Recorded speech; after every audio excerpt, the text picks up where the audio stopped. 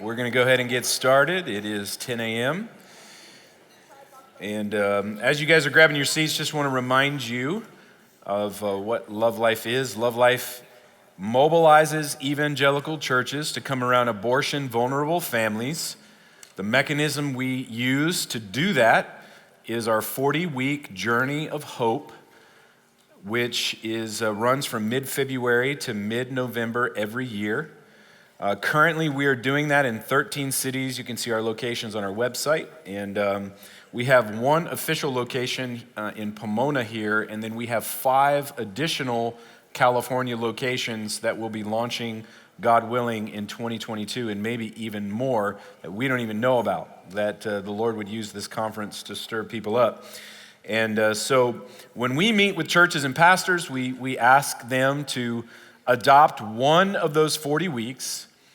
When they have their adoption week, we walk that church through 4 steps based off of Nehemiah's story: hear, pray, go, and connect. The week culminates in a peaceful prayer walk, and then at the end of the prayer walk, people are offered an opportunity to get involved in ongoing ministry, and we provide the training for people to do that. And then we have trained missionaries, some of whom are even here today.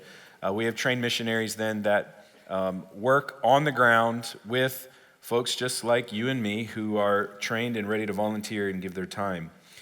The topic of this session, though, is something that any church can do, regardless of whether or not there's an official Love Life location in your city. This is something that we believe is of the Lord and that we are praying would take root across America as we seek to change the culture within the church. Before, if you remember Jesus' words, take care of the log in your own eye before you start talking about the speck in your brother's eye. There's a log in the eye of the church, and we need to change the culture within the church first before we, start looking outward. The QR code that's on the screen here is actually for you to have access to this presentation. So you can take your camera out and scan that QR code, open it up, and you'll have access to this whole presentation. If you want to go back and review it, you're welcome to do that. So I want to share a story with you, my personal journey of how this all came about and really the heart behind the House of Refuge movement. So a few years ago, I was a partnering pastor with Love Life. I planted a church in 2012 and was pastoring that church, and I got invited to come learn about Love Life. My heart was broken at the preview that I experienced and heard about the tragic truth of abortion, and then heard the amazing stories of what God was doing because the church was showing up. And it was like, man, anybody can do this. Anybody can come and pray. This is a no-brainer. And so we got involved. And long story short, I'm like some lifelong pro-life activist. I'm just a pastor with a shepherd's heart. I care about people, and this made sense. This is a way that we can care about our neighbor, born and unborn, and also minister to people within our own church. And so when I came on staff with Love Life, I started visiting pregnancy care centers. And I went to a particular pregnancy care center one day, and I was standing in the room where they do ultrasounds with moms who are abortion-minded, and they're wrestling with what to do. It was a very sacred moment. I remember just sitting there with the nurse and the director and just hearing the stories of what took place in that room and feeling the weight of that. And then the director looked at me and said, "We have a large evangelical conservative church in our community here, and just this year alone, 4 women have come from that church, have come to this center, and have refused our help and gone through with having an abortion. And one of them was the daughter of one of their staff members of that church." This is a well-known church. This is not some moderate to liberal congregation that's pro-choice. This would be what would be considered a pro-life church. And I remember in that moment standing there in that room wondering if this was happening in my church. And if there was anything that I could do to prevent men and women in my church from running from me as their pastor and running from our leadership or anyone in our church that they could trust. And instead of coming to us, going to an abortion clinic to solve their problem and not even considering coming to us. What could I do to change that? Shortly after that, I came across a series of articles written by Josh Brahm that were published on the CareNet website. And Josh wrote a series of articles that was inspired by a survey done by CareNet and Lifeway. And he recommended, or he gave an opportunity for pastors to help prevent abortions from happening within their church. And he called it the Pastor Pledge. And it was a statement that could be read to the congregation that sort of cleared the air so that the church family would know how the church would respond if they had an unplanned pregnancy. So here's the problem. And this is not, just this one church that I had this experience with. If you spend any amount of time in front of an abortion clinic ministering there, you will see cars with church bumper stickers going in and out of the parking lots. It's not anecdotal. The survey that was taken tells us this data. People are attending our churches are having abortions.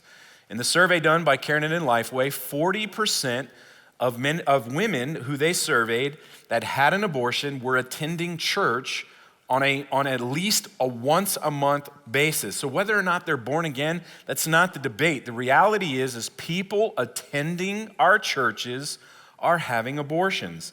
The church is funding the abortion industry to the tune of $200 million a year. If you take that 40% statistic and the average cost of an abortion, we get all bent out of shape about our tax dollars funding Planned Parenthood.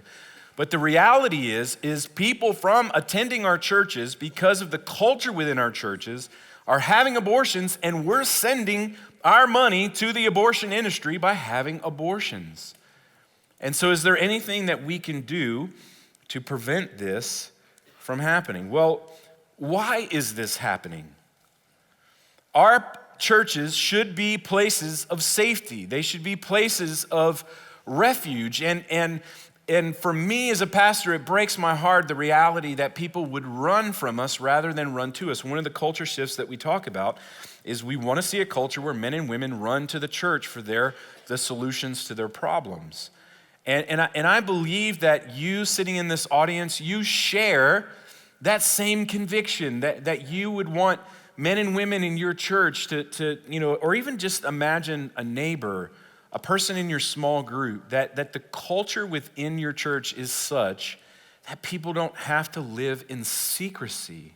The very foundation of our faith is that we are so broken that the only solution to the human condition was the sacrifice of the Son of God on our behalf for our sin. And not a single one of us is beyond need of the grace of Jesus Christ, of that good news, that gospel story. And so our churches have to be a place where people can come who are broken and who have sinned and not feel the weight of, I'll be kicked out, I'll be shamed, I'll be gossiped about. And they can find a refuge within our churches. Governor Newsom here has gone on record in basically saying if Roe v. Wade gets overturned, and this is not really new news, that he wants the state of California to be a refuge for abortion. The state of Illinois strategically partnered with Planned Parenthood to build 5 megacenters around the border of their state. Why? Because the bordering states have limited access to abortion, and they want Illinois to be an abortion destination. So if the side of this moral issue, there's folks who are public in saying, we want our state to be a refuge of abortion, wouldn't it make sense that our pastors in our churches are just as bold and convicted in saying we want our churches to be a place of refuge and safety for the broken and hurting in our church and in our community? So I think about this is a cultural issue, right? And so when we think about the cultural issues that kind of have created the environment that we live in, we have the culture of the world, the system of the world, which we know the devil is not stupid, and he knows how to work through language and through media and through influencers to reshape language and to take something as heinous as abortion and reframe it so that it's palatable, that it's about reproductive justice and choice and women's rights and health care. And this language has been used to shape this to where it has become an acceptable part of our culture, and the church is not immune to that. There are pro-choice churches. There are pastors on record that believe that a woman should have a choice to end the life of another person and have bought into the deception of the devil who knows what he's doing, and he hates the image of God, and he loves the destruction of human life. As you heard Pastor Jack talk about how Satan loves to entice us to, James talks about how we are drawn away by our own evil desires. Satan knows how to trigger that evil desire within us, and then on the flip end, as soon as we sin, to condemn us and beat us up. He loves that destruction. He's come to steal, kill, and destroy. But what also adds to this happening within our churches is the culture within our churches. I remember as a young man growing up in church, a girl who had to stand in front of the whole congregation and confess that she got pregnant out of wedlock, and the young man who was also a part of that process was nowhere to be found. And the poor girl, standing there by herself having to tell everyone. And just this, this fear in the articles that were out on CareNet, one woman who was surveyed for that article mentioned that even implicitly, when she began to show and she would go to church, people would instinctively look at her ring finger to see if she was married. And so we have to think about the culture within our churches and how we respond to someone who gets pregnant out of wedlock or has a difficult pregnancy, so that there is a culture where people can deal with that. And we had the privilege at the church, so I'm no longer on staff at our church, but I do serve as an elder there. And we're a House of Refuge church. And last year, when we read our House of Refuge statement to our congregation, there was a young lady in our church who found out the night before that she was pregnant. She was scared to death. She was not married. And when she came to church that next morning and she heard the House of Refuge statement and where we stand and how we would help, she said she literally felt the presence of God with her in that sanctuary that morning, and that she was going to be okay. And she told her parents, and then her parents came to Pastor Jonathan and myself and told us what had happened. Her dad actually confessed some of his own struggles that were going on in his life. Then they came to our missional community. They're a part of our missional community. And they came and they told our missional community, and our whole community group gathered around her and prayed over her and shed tears with her. And then she said, you know what? I want to tell the church family. I don't want them to kind of like find out by surprise. I want to tell the church family what's going on. And so after church one Sunday morning, she got up and with her family and with our pastors, we stood together with them, and she shared with the church family what was going on. And our church family, some even like in that moment stood up and said, we love you. We love you. We're with you. We're for you. And, she knew that she had gone outside of God's plan. She knew that she didn't choose the path of God's best, but she also didn't double down on that and run off to the abortion clinic. She ran to the church as a place of refuge. A few weeks after that, she got married, and she's going to be having her baby soon. And so this is what it looks like to just have a culture of grace.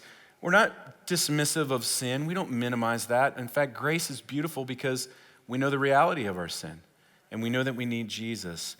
And so the culture within our churches need to change. But here's, I think, one of the most important pieces. And I want to be careful here because I am a pastor, right? So I've sat in that seat. And my heart is not to bash pastors. But the silence in the pulpit is a major problem in the church today. And you can help your pastor by encouraging him. Like, you don't have to browbeat him and why don't you? But encourage him, Pastor, if you talk about this, if we become a house of refuge, I want you to know we are in your corner. We support you in this. We're ready to stand with you in this. We're ready to roll up our sleeves and do whatever we need to do. But Pastor, you can help prevent abortions from happening in your church if we'll just talk about this. Like, we don't have to be banging on pulpits and screaming and yelling and shaming people, but just say what God says. The Bible says that Jesus was full of grace and truth. He wasn't 50-50 of each. He was full of both. And we can emulate him in his ministry by saying what God says about the sin of abortion, but also be full of grace and provide hope and redemption and an oasis for people. But you see, the reality is that when the pulpit is silent, what the enemy does is he works in the theater of the mind. And a young woman who's facing a difficult pregnancy, it could be even a married couple. I mean, there's married couples that have abortions, and there's not one scenario. But when folks don't know how the church will respond, the theater of the mind takes over. And the enemy works in that to convince people there's no help to be found in the church. It's trouble. You're going to be gossiped about. You're going to be shamed. One of the things we did when the young lady in our church shared with the church about what had gone on, our elders stood with her and said, if you gossip and shame this young lady, you will be brought before the elders of the church for church discipline. Because if we're gonna have a culture of grace within our churches, we can't have gossip and slander and backbiting against people who believe the gospel and believe that when we bring our sin into the light, he is faithful and just to forgive us our sin and cleanse us of all unrighteousness. And so pastors have the wonderful privilege of clearing the air for their people by saying, if you have an unplanned pregnancy, if you're facing a difficult circumstance, this is what we believe. This is what we won't do. This is what we will do. And so that's where we're going to head today, and that's our heart, is we want to empower pastors and churches to shift the culture and empower pastors. Please don't be pigeonholed in saying, Pastor, don't talk about this as a political issue. It's not a political issue. There's all sorts of political issues that pastors talk about. Pastors talk about poverty all the time. Politicians love to talk about poverty. It's not a political issue, it's a biblical issue, it's a people issue. Pastors pastor because they love people. Love your people. If you're a pastor here today, love your people enough to take the heat for talking about abortion, to clear the air in your church, and to be prepared to love people well. So I'm gonna get ahead of myself. I gotta slow down. All right, so what's the solution? What's the solution? So the House of Refuge, the House of Refuge initiative is something we believe the Lord's given us, and we want to give credit to Josh Brom. He is the president of Equal Rights Institute. Josh crafted he called it a pastor pledge, and he and I worked together as we crafted our statement here.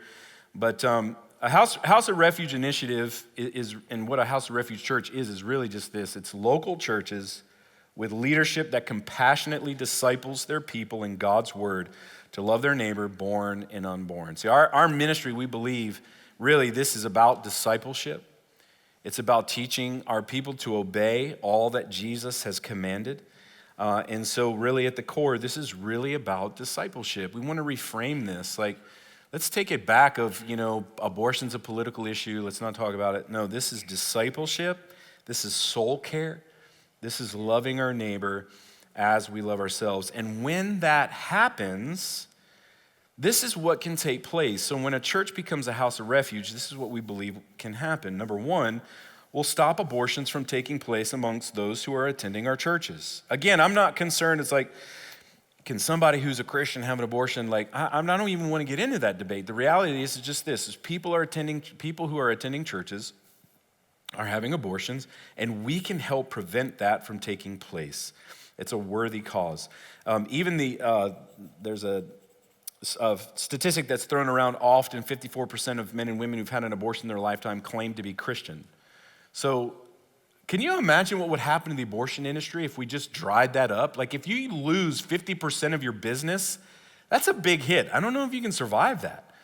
But there would be a dramatic reduction in the funding that's coming if just there's repentance and revival in our churches around what's taking place. Number two, you're going to help those who've had an abortion find healing rather than suffer in silence. One of the articles that I've mentioned here, there was a woman who said, I thought I committed the unforgivable sin because when my pastor talked about forgiveness, he never mentioned the sin of abortion. Now, I know as a pastor, for most of us, we are concerned about talking abortion because we think it's going to hurt people. We don't want to hurt people. We don't want to drudge up memories and trauma that's happened in the past, but it's actually the opposite is true, that when you speak redemptively about abortion, healing takes place. My church that I have the privilege of serving at, we're not a large congregation. We average 100, 150 people, and there's been at least five women from our church that have gone through post-abortion healing classes.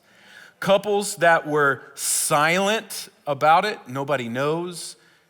Husband and wife to now, they talk about it online, they're sharing their story. Not everybody does that, not everybody does that, but they have found healing through Jesus. And the reason they could find healing with Jesus is because they knew from the leadership of their church, this is a safe place for you to deal with your past. And here's a way. So many people know they have forgiveness of their sin, but there is healing that needs to take place. There's healing from that trauma. There's healing from those stories. There's even now Bible studies available for grandparents. There's grandparents in our churches today that drove someone or they have a daughter or a granddaughter that was involved in abortion. Those grandparents are grieving that loss. There's so many studies that are available now, Bible studies and groups that are available, even individual studies. You don't even have to be a part of a group, individual studies. There are so many resources out there that we can point people to who are suffering in silence, believing they've committed the unforgivable sin, too afraid to let anybody know. There's been multiple times I've spoken at churches and a mama will come up to me and whisper in my ear, I had an abortion in my past, nobody knows. My pastor doesn't know, my husband doesn't know. Man, what an incredible opportunity we have to point people to healing and freedom through Jesus Christ. Amen, amen. Number three, what you're going to do is you're going to position your church for hurting families to run to you instead of the abortion clinic. You see, what'll happen is you'll actually commission your people to be missionaries in their community, wherever they live, work, and play. And we see this happening. There was a truck driver, I think it was UPS or FedEx, who, his church was involved with Love Life, and they talk about the issue of abortion, and he got asked to fill in for another driver. And I don't know how he knew this, but he just had this inclination that this female driver was going to have an abortion. And because he knew his church would help and respond, he had the courage to even ask her that audacious question. And you know what? She chose life. Because somebody reached out to her and talked to her about what his church would do. He became a missionary for this work and to help this woman. We've had Uber drivers who have taken our literature we've seen women choose life through Uber drivers who have sidewalk literature in their car and are handing it out to people as they hear. And so imagine Christians around the nation who know their church is a safe place, who care about their neighbors, their coworkers, their classmates, people that you're just in rhythm with, and instead of it's all hush hush and I don't want to get in their business, they can confidently say to their neighbor, my church is ready to respond to this situation.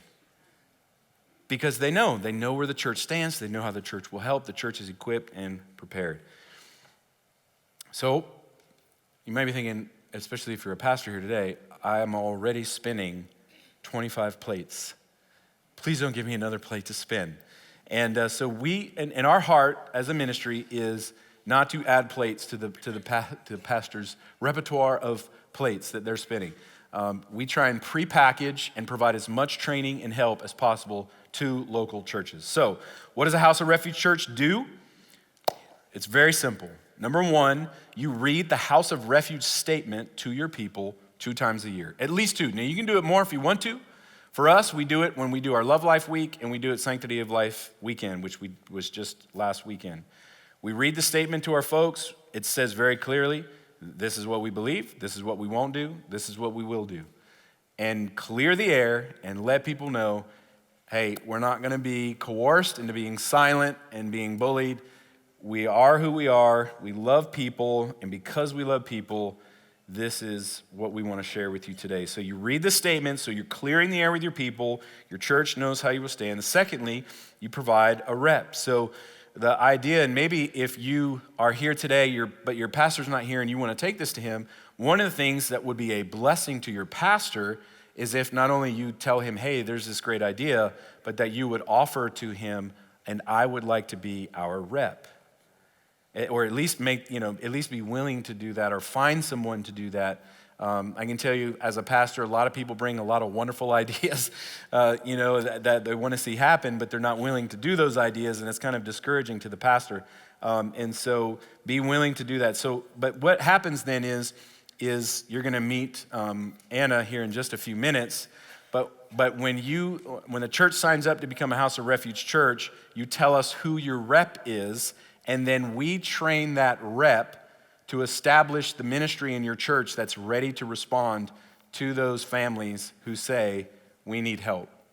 And so you have a response team that's ready, and the church then has the joy of walking alongside of families. And it might be families from within the church, and it might be families from within the community. If you have a Love Life location in your city, and you are a House of Refuge church, we're gonna regularly funnel people from the abortion clinic to local churches. So we have sidewalk teams, this other workshop that's going on. We're training people to do sidewalk outreach.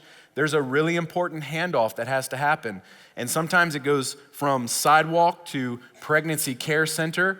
But when you talk to pregnancy care center leaders, one of the things that you'll hear them say is, we need Christians to do the long-term discipleship, the long-term relationship with these mamas. They're kind of that triage, that critical care, that crisis moment, but they need churches filled with people who are ready to make disciples, who are ready to do life with families. So we're going to talk to you guys about mentors here in a minute. But give us a rep. We will train your rep. We also partner with CareNet. They have a wonderful training called Making Life Disciples. And Making Life Disciples is an online course, and it will literally walk you through every step of how to essentially create a pro-life ministry or a response team within your congregation. And so we do some of our own training, but then we also, if you want more in-depth training, Making Life Disciples is a resource that we use to plug people into. And it is really well done. They are getting ready to roll out, or they have just rolled out 2.0, which is new and improved. It's even better than the original one they put out. So we're excited about that. And the last thing is just be ready to act. And I can just tell you from our own church's experience and our ministry experience that when you begin to do this, you empower people to dream. And so our church now is having conversations about buying a home for moms. So we want to have a home. If we say we're a House of Refuge, we want to buy a house that if a mom gets kicked out of her living situation for choosing to keep her baby, that we're able to say to them, like, hey, we got a house. We got a house that you can live in, and there's going to be people who are in relationship with you, and so you're going to inspire people to dream and use their resources and their spiritual gifts to love people in their moment of greatest need and hurt. So what we provide you is the actual statement, and the statement is it can be read in 60 seconds. It's not long. It's on our website, and I'll give you the website here in a moment. Carlos, our creative designer, is putting together some beautifully designed artwork with the statement on it, so you can display the House of Refuge statement on a regular basis, either on your website or in your church facility. We provide the training, of course, and then our big goal, imagine this, y'all, thousands of House of Refuge churches around the nation on a map. And when someone searches abortion, House of Refuge comes up around the nation, and they can see, instead of a place where they can kill their child, they can see thousands of Jesus-loving churches that are safe places for them to run to, that are ready to help, working in cooperation with crisis pregnancy centers, all working together to love people well. So if you're a pastor, we invite you to become a House of Refuge church. I'll give you the URL here in just a second, but you can sign up and say, yes, we want to be a House of Refuge church. If you're a church member, share this with your pastor. Again, don't browbeat him, encourage him, tell him how excited you are about it, share your experience. If you're a pregnancy care center director, share this with your churches. We'd also love to meet you. We're always looking to expand our network of care centers that we're partnering with. I want to say very clearly, Love Life is not a replacement of pregnancy care centers. We're a part of the team. We're all vital. We all need to work together. And so we love the relationships that we have with care centers. They have and are doing amazing work on a daily basis in our cities. And then if you just would like more info, you can email Anna at lovelife.org. Speaking of Anna, if you would like to come on up here. So here's the website, lovelife.org/House of Refuge. You will get to meet Taylor. Taylor's the young lady from our church that I told you about. Taylor and I did a little video together sharing her experience. And so all the information that you need will be on there. So lovelife.org/House of Refuge. Also, if you just go to our website, lovelife.org, right there in the top third of the page, there's a button that says Become a House of Refuge Church. You can click that button and it will take you right there. So Anna, would y'all make Anna feel welcome?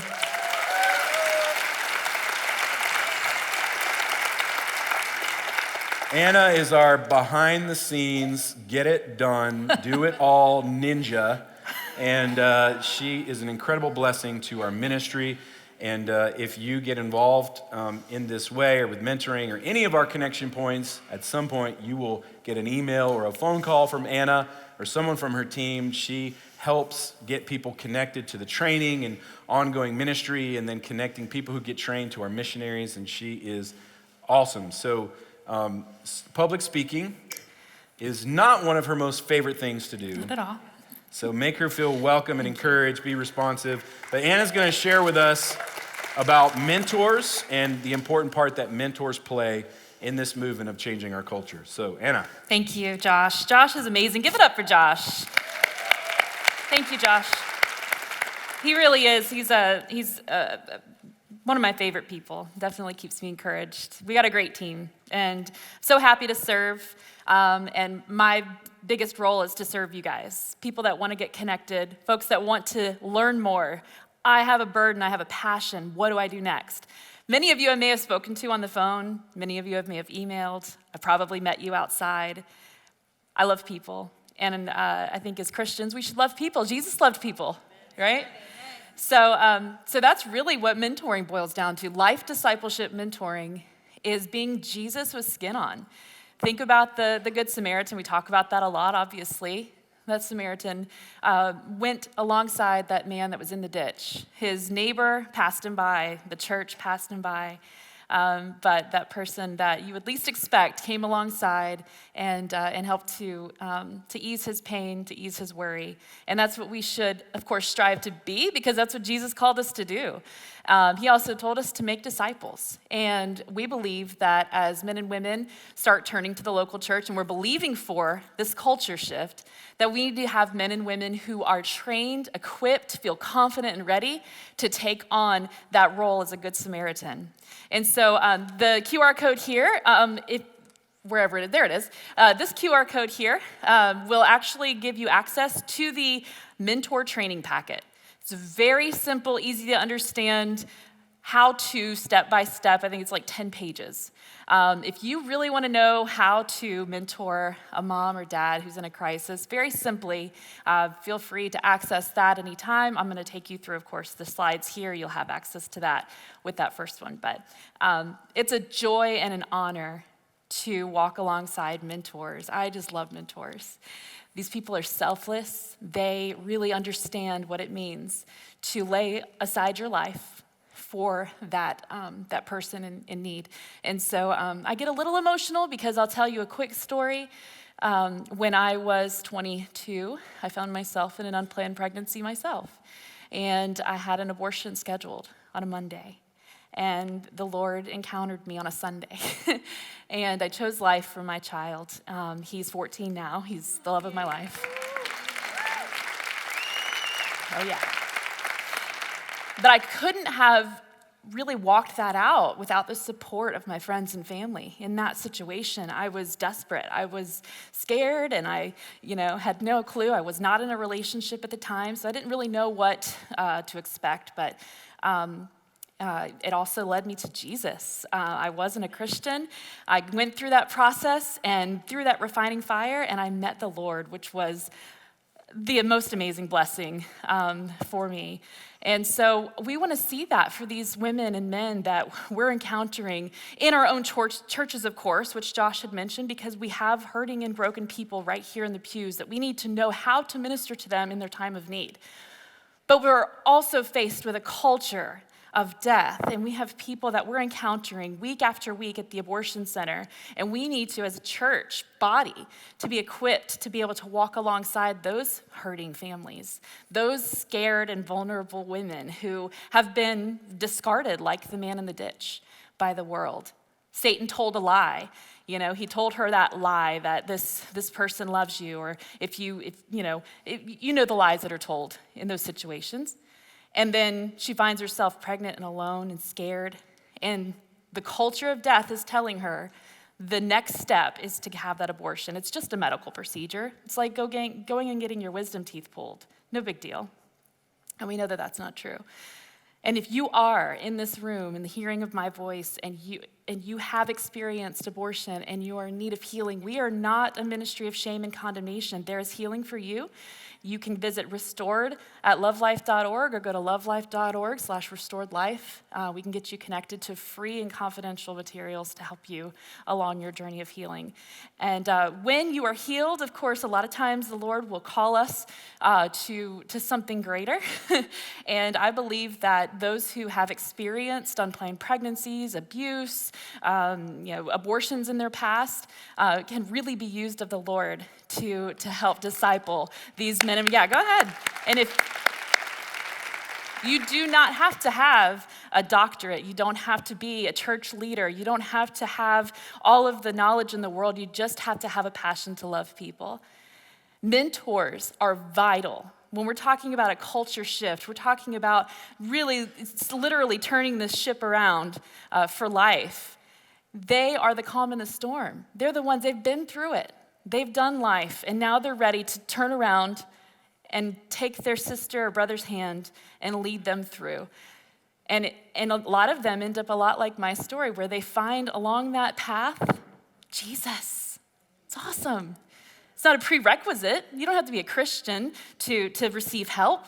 But man, when they see the joy and the peace that you have and you're discipling them on this journey of life and choosing life, it is awesome to see what happens. And I know later you guys are going to hear an awesome story about that with Alicia and the team in Riverside. So excited to share as well that that's not just a fluke. It happens a lot. And the reason is because you have people that are willing to get in the ditch and love their neighbor. And they can't help but see the love of Jesus, and they want to know more about this guy that changed your life. So what does it require? What is it required for a mentor to become a mentor? Do you have to go through like a 6-week boot camp training intensive? Or, when I first started training mentors, at first I'm like, well, all they need is a Bible, just a passion, that's it. But we do understand that that's a scary ask. So we have set up some parameters, some boundaries, some trainings. Very simple. It starts with an application if you want to be a mentor. Whether you're in a house of refuge or not, if you're a Christian and you want to learn how to love a mom who's faced with an unplanned pregnancy or a father who's faced with an unplanned pregnancy, you can go to lovelife.org/mentors or life mentors, and I'll give you the website later. Fill out an application. I'll be talking to you after you fill out your application. We'll get you going with your background check. If you need healing from an abortion in your past, that's okay. We want you to be healed because there are some triggers involved with mentoring, and so we'll give you that resource. And we also want to make sure that you have the support of your church. So if you are not in a life-affirming church, or if you need to know of churches that might support you in this mission, we want to be able to connect you with those churches as well. So it's not a lot of requirements involved in becoming a mentor, just a few little things, and you'll go through your training with me. And I'll take you through the process of what that is. We'll go through all of that. And then Making Life Disciples is another really great resource to get a little deeper. But this is really I'm going to give you just the basic overview. And then that packet that I shared with you on the QR code, you guys can access that too. And that should give you a lot of information. But essentially, when a mom chooses life at the abortion center, I'm looking at the tablets, I'm looking at Denise and some of her crew. They're out there on the sidewalk in Pomona or Upland or Corona or Riverside. The mom chooses life. She's vulnerable. She says yes to life. Then what? They can't just send her away with a packet of resources or, give her a thumbs up and tell her, good job for your choice, and leave her alone. We've got to be able to take these women through life. And so the sidewalk counselor will find out what her top needs are, fill out an intake form, and that gets sent directly to us, to our teams, whether they're, in SoCal, New York, there's a system in place. There's a database of mentors that have already been approved. We don't want to scramble to try to find a mentor for somebody. We want to make sure that this person is already ready to go, because these women are vulnerable and hurting, and they don't need to wait on us. The mentor says yes and makes contact immediately. That's the process, and it really should be a 24-hour, maybe less. We want to make sure that these moms, they have been broken and beaten by the world, and they need to know that they can trust us when they say yes. And the process to take them through is very simple. Befriend, equip, do life. And in that order, we want to befriend them, to get to know them for who they are, not just their circumstance. We want to know who they are. This woman right here, Miraja, she's a beautiful mom that we had the pleasure of meeting, and I'm going to tell you a little bit of her story. But her mentor did such a good job of loving her and creating a safe place for her to turn in this anxious time. And then the second is equip. There are real circumstances. They may be facing homelessness, or they may be facing, issues with domestic violence or coercion, or maybe they have kids that have needs. Those are real needs, and we, the church, come on, we have the resources. There is no way we can say that we can't. And sometimes all it takes is an ask. You get up here and say, "Hey, my mentee is in need of something." How many of you would turn over? I can't do that, And if we all do it together, it's very simple. And finally, doing life. Doing life is that ongoing discipleship. It's the inviting her into your life and being a part of her life. In the slideshow that it's provided to you, I did give you some very simple, the simple C's of befriend, equip, and do life. And you guys can go through that on your own, but it gives you just a really basic, how to, step by step. And then finally, I want to tell you a few stories just to end our time together, and I so appreciate your time. But just to give you an idea of these are real people, that these are not just statistics. These are moms that they were one way, they encountered Jesus on the sidewalk, got matched with a mentor, and their lives were changed. We have Alondra, 16 years old, and Terry is not, she's a grandma. She was a stay-at-home mom and a grandma, and just loved on this woman, and just her whole life changed, her countenance changed, the way that she did life, the way that she ended up going to school, and her whole life was changed around just because she had somebody take the time through that time of pregnancy and in that postpartum time to really pour into her. Shelly, our first mentor there, with her mentee Nicole and her son Leo, was our first mentor-mentee match. Again, Shelly is a stay-at-home mom.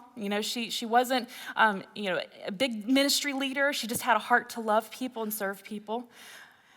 Also mentioned Miraja and her mentor Angela, and Angela has a beautiful story of adoption in her past, and she was able to pour into Miraja, and unfortunately Miraja's baby died at 10 weeks old.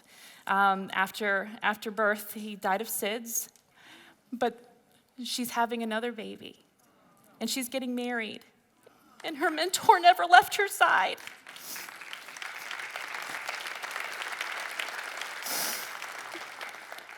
And you may be hearing more of Angela and Mirage's story later. Just keep an eye out on the newsletter. And finally, Cindy there. Cindy, she had a full-time job, and but she just had a passion to love, and she was able to disciple her mentee and led her to the Lord. She got married, and now her fiance is going into pastor work. So it's just amazing to see the transformations that some of these women go through. You can do it, and if you want to do it, if you want to get more information about how to be a life mentor, you can go to lovelife.org/life mentors. That's where you'll find the application. You'll get connected with me. I love you all very much. And if you have any questions, feel free to reach out to me if you see me around. Bye.